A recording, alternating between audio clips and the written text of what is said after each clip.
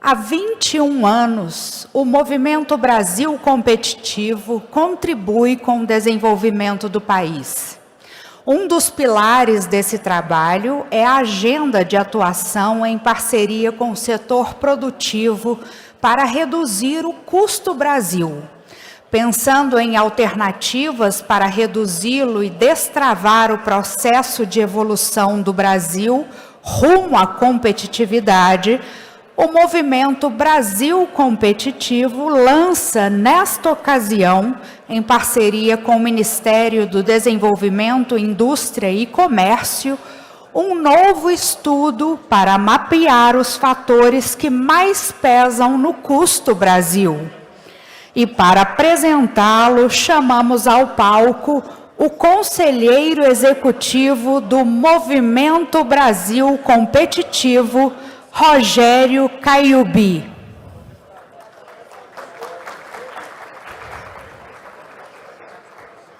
Fica à vontade.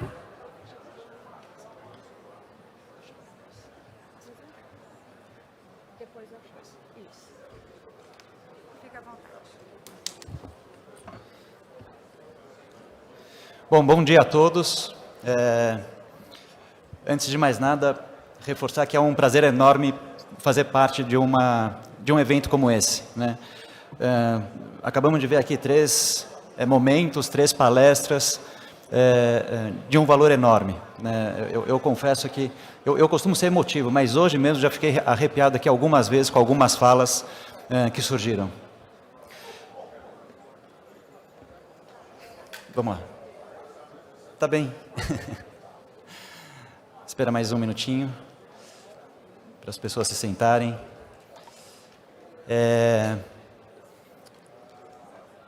Acho que a gente tem uma oportunidade enorme aqui hoje, né? Desde as primeiras falas, desse grande alinhamento, né, que a gente tem conseguido fazer, de colocar essa discussão do avanço na competitividade como uma pauta central da nossa sociedade, né? Quando a gente consegue colocar o Poder Executivo, o Parlamento e o setor produtivo juntos, de forma transparente, discutindo essa agenda, significa que alguma coisa mudou, né? Acho que isso é um fato super importante.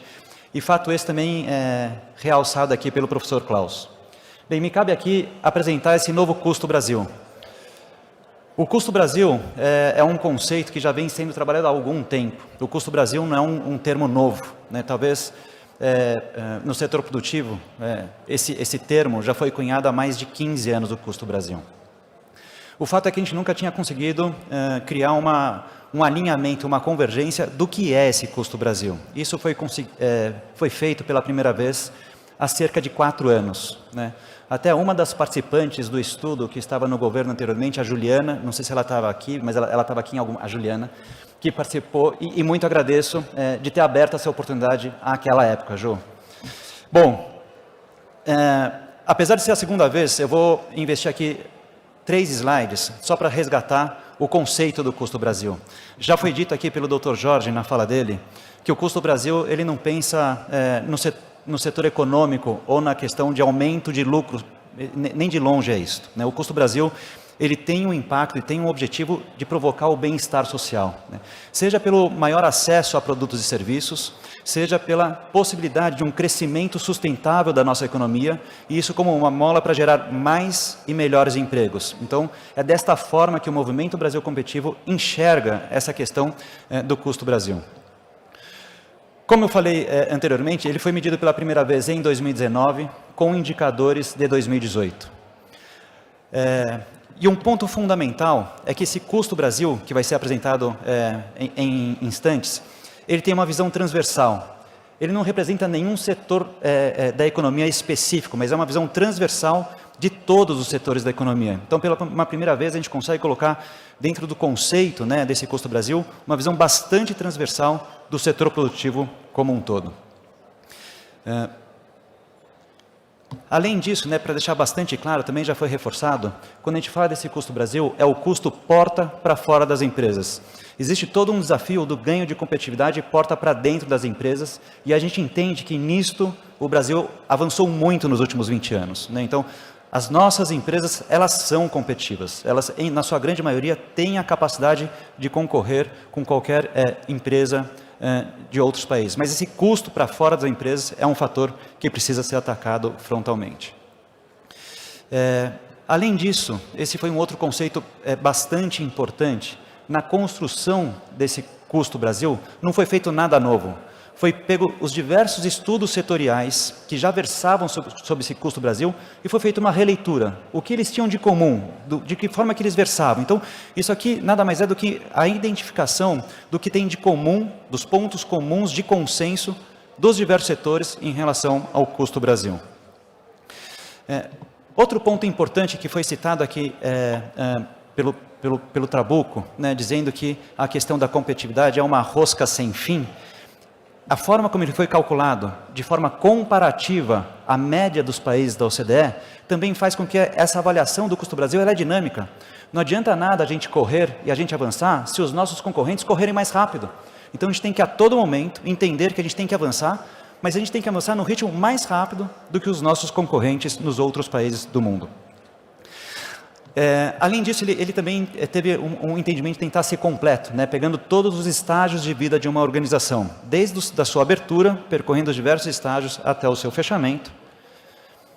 E por fim, quando a gente tira essas fotografias, a gente entende que ela tem que ser uma evolução. A gente não tira a fotografia para ser o final do trabalho, mas a gente entende que a fotografia é o início, porque cria uma base comum que permite colocar junto o setor público e o setor privado para discutir em cima de indicadores que foi dito aqui, para entender de que forma que a gente pode melhorar aquelas políticas ou projetos que já foram aprovados para que a gente consiga avançar. Então, o custo do Brasil foi montado sob este conceito. Desta forma, quando ele apareceu pela primeira vez, essa mandala, né, a gente costuma chamar de mandala, são 12 capítulos, né, que percorre aqui todo o ciclo de vida de uma organização, desde abrir um negócio, financiar, né, acesso a capital, empregar capital humano, dispor de infraestrutura, aqui fundamentalmente logística, mobilidade e a questão de comunicação, acessar insumos básicos, fundamentalmente energia, atuar em um ambiente jurídico regulatório eficaz, segurança jurídica, integrar cadeias produtivas globais, e a gente entende do impacto na competitividade de poder integrar em cadeias produtivas globais, importando e exportando, honrar tributos, acessar serviços públicos, reinventar o negócio, inovação, competir de forma justa e, quando for o caso, encerrar o negócio. Então, são 12 capítulos que, de alguma forma, percorrem o ciclo de vida de uma organização. Quando a gente identificou esses 12 capítulos, a gente também começou, então, a comparar os fatores críticos que impulsionam a cada um desses capítulos e que, de alguma forma, tínhamos um desempenho abaixo do que a média dos países da OCDE e chegamos a esses 36 itens. Eu não vou ler cada um deles, né, mas são 36 itens, então, que são a partir da avaliação comparativa desses itens com a média dos países da OCDE e monetizando cada um deles, é que a gente chega, então, no custo Brasil, tão falado até então. Então, o custo Brasil é o custo que o setor produtivo como um todo gasta a mais no Brasil do que se estivesse desenvolvendo seus negócios com a média das condições dos países da OCDE. Então, é o delta custo. Em 2019, como eu falei, utilizando indicadores comparativos de 2018, a gente havia chegado num número de 1,5 trilhões de reais ao ano, ou 22% do PIB, é quanto o setor produtivo gasta a mais por desenvolver seus negócios no Brasil do que se desenvolvesse com a média das condições colocadas pelo país da OCDE. À época, isso era 22% do PIB. Não sei se vocês se recordam, em 2019 foi quando foi aprovada a reforma da Previdência, e à época a reforma da Previdência prometia entregar 900 bilhões em 10 anos. Aqui a gente está falando 1,5 trilhões de reais ao ano é quanto o setor produtivo gasta. Isso é perda de competitividade. Isso estamos falando.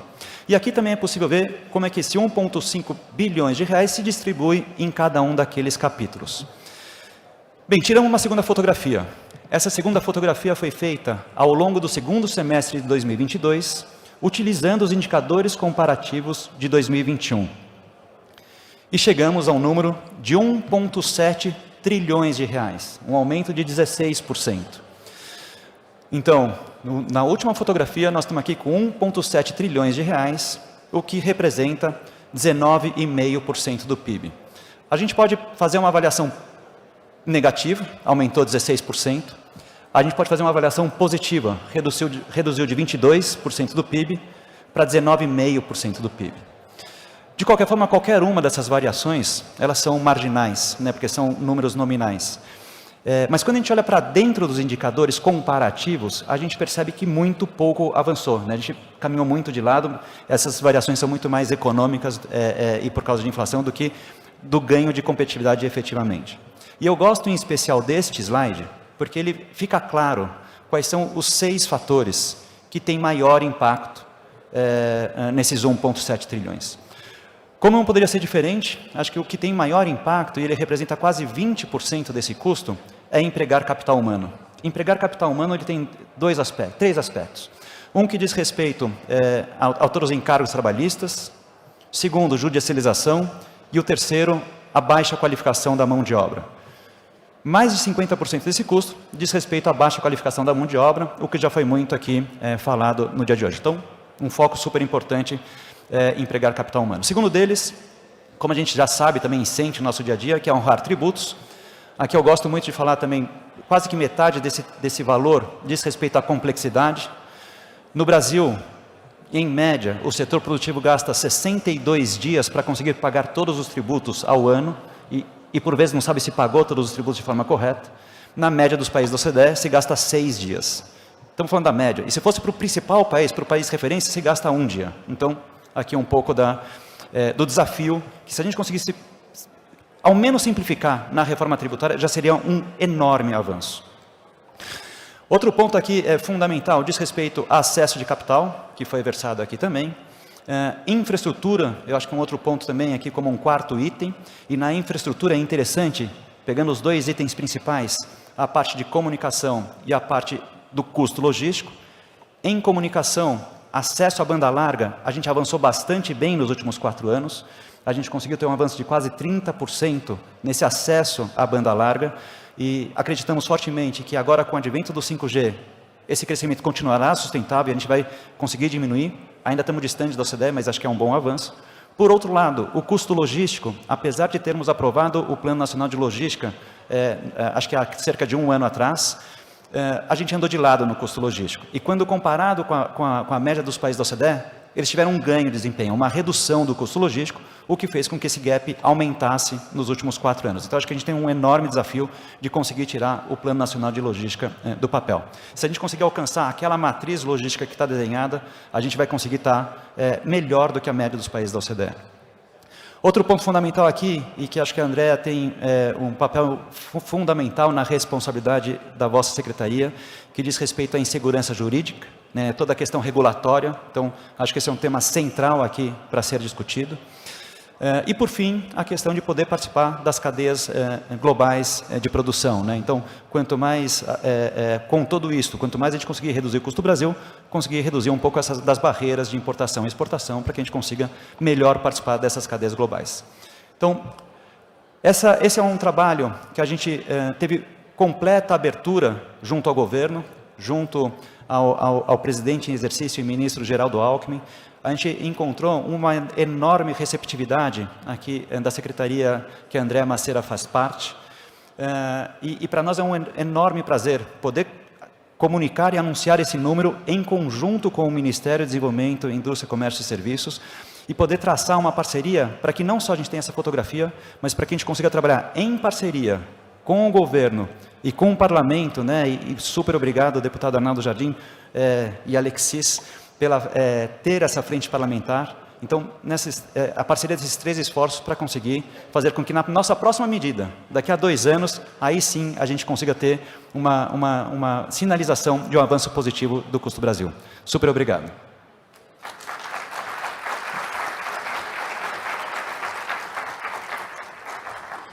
Muito obrigada, senhor Rogério.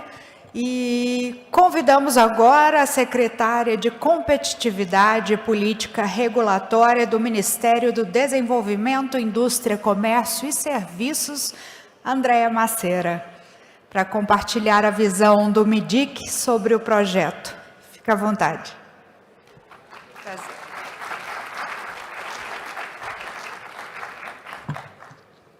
Bom dia a todos. Essa é a parte fácil, né, Calbi? O Calbi fala assim, fiz o diagnóstico, agora você resolve, encontra a solução. Mas vamos lá. Bom, gente, bom dia a todos. Eu não posso deixar de agradecer ao Dr. Geraldo Alckmin, que tem apoiado muito fortemente essa agenda de Custo Brasil. Em todas as reuniões ele repete, fala, Andréia, a gente tem que desburocratizar, a gente tem que simplificar. E isso é parte desse trabalho, dessa agenda de Custo Brasil. Não posso deixar de agradecer também, deputado Arnaldo Jardim, o seu apoio à agenda de competitividade tem sido fundamental e ao Movimento Brasil Competitivo. É interessante essa parceria, a cada ideia, a cada proposta, a gente tem caminhado e avançado nas propostas. Então, essa tríade, Poder Executivo, Legislativo e Setor Privado, ela tem rodado muito bem nesse início de governo no Ministério da Indústria, pelo menos. Bom, passando à agenda de Custo Brasil. Então, o Custo Brasil é um conceito bastante amplo. Ele surgiu em 1995, à época o setor produtivo já reclamava por uma reforma tributária e vejam que desde então o problema permanece. Como a gente não tinha um indicador, a gente nem sabe se agravou ou se melhorou. Mas é um conceito que, na verdade, se divide em dois grandes pilares. O primeiro deles é a ineficiência regulatória, a ineficiência de regulamentações, de normativos que não dão os incentivos corretos e acabam gerando excesso de burocracia. E o segundo pilar são deficiências no provimento de bens públicos. Então, do cidadão comum à grande empresa, todos nós pagamos por esse Custo Brasil. Então, é a complexidade do sistema tributário, são os gargalos de infraestrutura, o excesso de burocracia, a insegurança jurídica, algo que é muito reclamado pela sociedade. Então, todos nós pagamos o preço do Custo Brasil e é uma agenda que precisa ser, não é uma agenda do MIDIC, não é uma agenda do deputado Arnaldo Jardim, não é uma agenda do MBC, é uma agenda do país e que deve conter ações de curto, médio e longo prazo. Registro aqui, a Leani comentou a importância do PPA, então que o MIDIC apresentou um programa dentro do PPA de modernização e melhoria do ambiente de negócios, justamente para que esteja, para a gente ter ali o planejamento e essa ação de médio e longo prazo. Especificamente na agenda de combate ao Custo Brasil, como eu disse, é um conceito amplo, todo mundo fala muito de Custo Brasil, nem todo mundo consegue quantificar, nem todo mundo consegue materializar. Então, o trabalho do MIDIC, como ele vê o que a gente tem chamado de Programa de Redução do Custo Brasil, ele contempla principalmente 3 pilares. O primeiro deles é um índice, um indicador de referência, que foi aqui apresentado pelo Calbi, 1,7 trilhão, o número fala por si, da magnitude desse Custo Brasil para o país, para o setor produtivo. Então, como foi dito no painel anterior, né, aquilo que a gente não consegue monitorar, a gente não consegue medir, a gente não consegue monitorar, não consegue melhorar. Então, o primeiro passo foi ter um indicador, um índice de referência, para que a gente pudesse ali mostrar os avanços em torno do tema Custo Brasil. Nosso segundo pilar de atuação tem sido no pilar de participação social e transparência.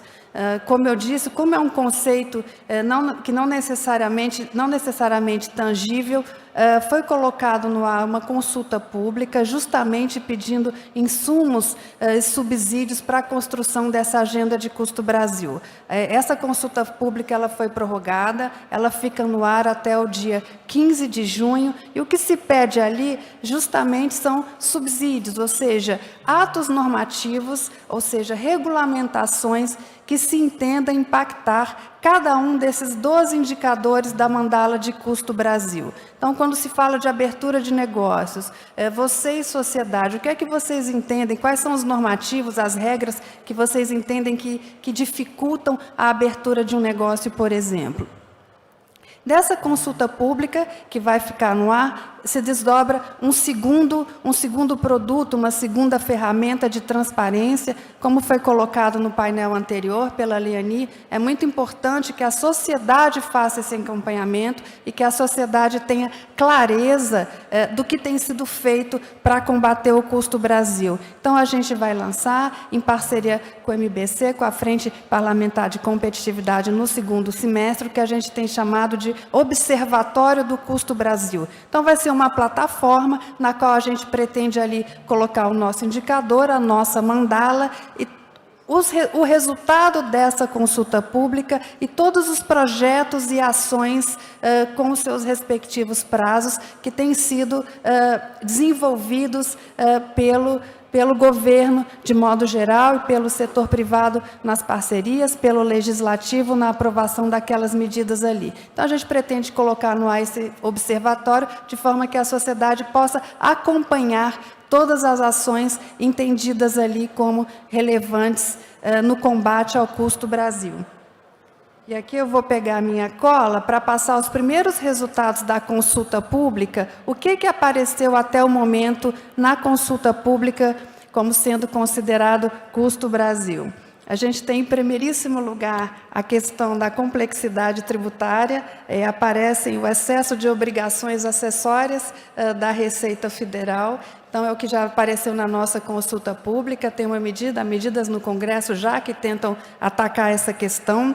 Em segundo lugar, custos trabalhistas, que apontam conflitos entre algumas normas e a jurisprudência do TST e chamam a atenção também para a subjetividade dos peritos ao cumprirem algumas delas. Então, em segundo lugar, questões trabalhistas. Em terceiro lugar, aparece o acesso a insumos básicos. O deputado Arnaldo Jardim comentou, principalmente problemas regulatórios da cadeia do gás e os encargos do setor elétrico. Em quarto lugar, o crédito, ou seja, a importância da gente aperfeiçoar as regras de garantias para a concessão de crédito. Também foi apresentado aqui pelo deputado como uma importante agenda em prol da competitividade.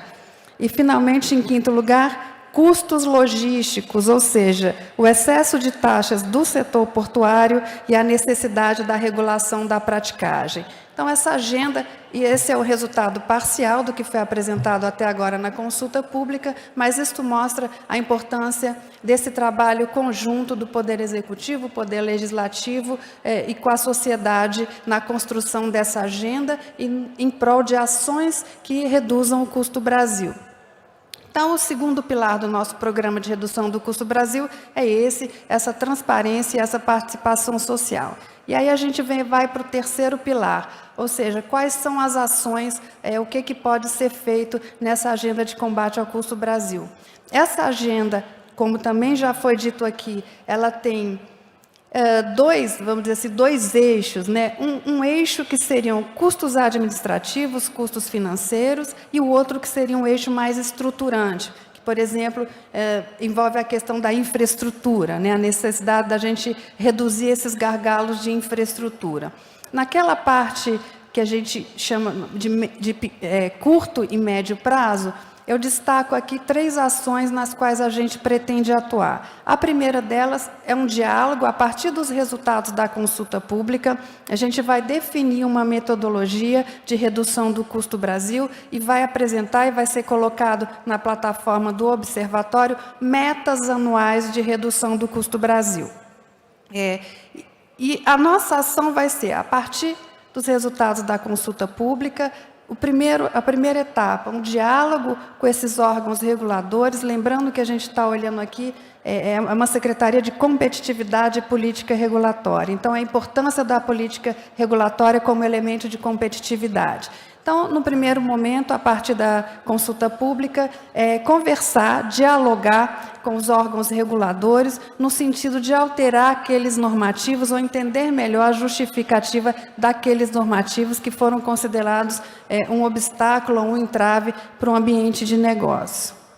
Uma segunda medida e uma segunda ferramenta que é importante de ser utilizada e disseminada e comunicada e trabalhada com os órgãos do Poder Executivo seria a ferramenta que a gente chama de guilhotina regulatória. Ou seja, é você eliminar, é você simplificar todos aqueles normativos que se entendem que não mais se justificam. Então, é interessante, é o que a gente chama a gestão de estoque regulatório. Todos os órgãos eles têm que fazer essa gestão de estoque e a guilhotina regulatória ela tem sido muito utilizada, facilita, né, o entendimento da sociedade, que normas estão em vigor e aquelas que não têm mais razão de existir.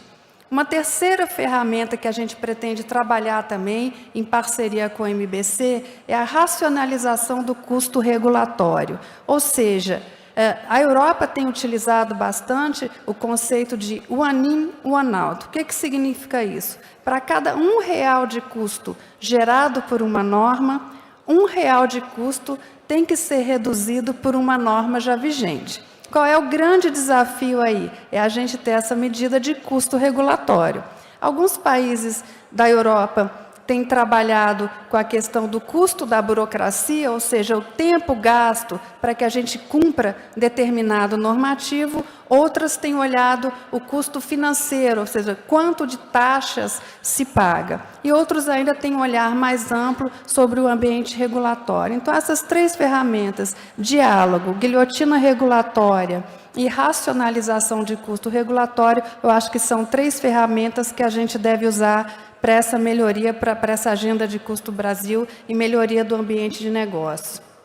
E aí eu passo, foi colocado pelo Klaus Schwab a questão do trust, pelo Calbi a questão da insegurança jurídica, mas é importante que a gente tenha um olhar sobre a qualidade regulatória no Brasil e o ambiente regulatório.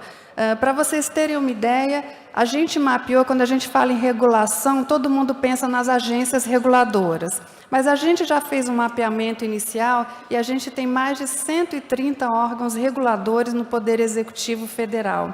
E são órgãos que não se enxergam como regulador.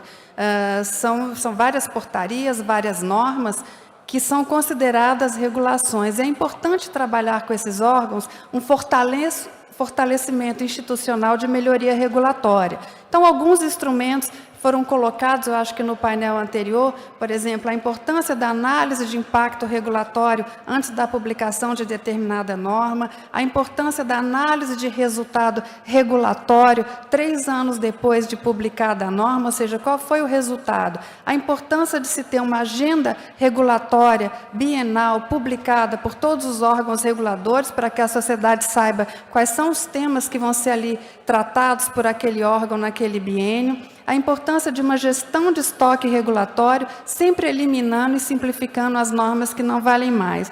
Então, de maneira mais transversal, e no segundo momento, o MIDIC também vai lançar novamente, vocês já devem ter se lembrado do PROREG, que foi lançado em 2006, então a gente vai lançar um novo PROREG que visa justamente o fortalecimento das capacidades institucionais dos entes reguladores. Vamos trabalhar também uma agenda tão importante quanto esse ambiente regulador, é a agenda de propriedade intelectual e infraestrutura da qualidade, ambas ferramentas estratégicas importantíssimas para o debate de competitividade. Então, para finalizar a minha fala, eu chamo a atenção para um estudo publicado recentemente pela CNI sobre competitividade, que classifica o Brasil em 16º lugar em termos de competitividade comparativamente a 18 outros países. E o que puxou para baixo a colocação do Brasil? Excesso de burocracia, insegurança jurídica e má qualidade da regulação no Brasil. Então, dito isso, é importantíssimo que a gente melhore o ambiente regulatório e desenvolva ações específicas e transparentes de combate ao custo Brasil, com todos os atores participando conjuntamente desse processo. Muito obrigada.